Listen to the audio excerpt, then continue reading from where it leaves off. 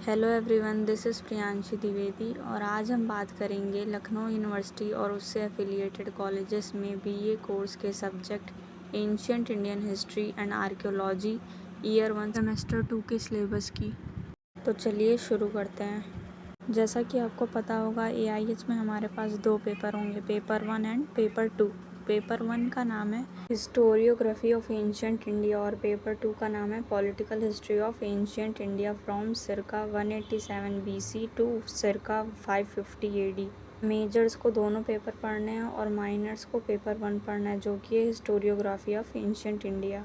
चलिए अब सिलेबस देखते हैं।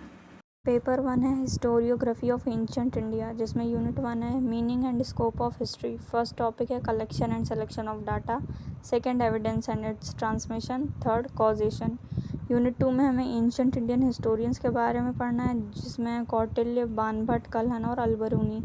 यूनिट 3 में हमें इंपॉर्टेंट आर्कियोलॉजिस्ट के बारे में पढ़ना है, जिसमें Robert Bruce would, sir John Marshall और एच डी संकालिया। यूनिट 4 में हमें historians of 20th century AD के बारे में पढ़ना है, जिसमें R G Bhandarkar, R C Majumdar और डी डी कौशाम्बी। पेपर 2 है political history of ancient India from circa 187 BC to circa 550 AD।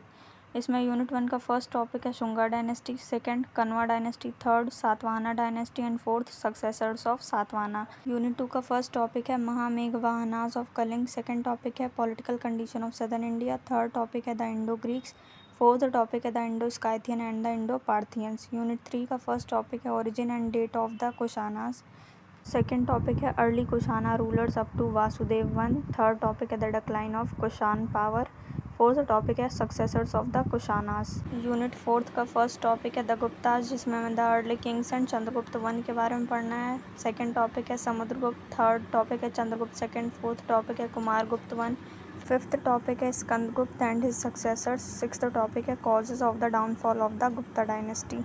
Thank you, and if you like this video, hit the like button and do share and subscribe my channel.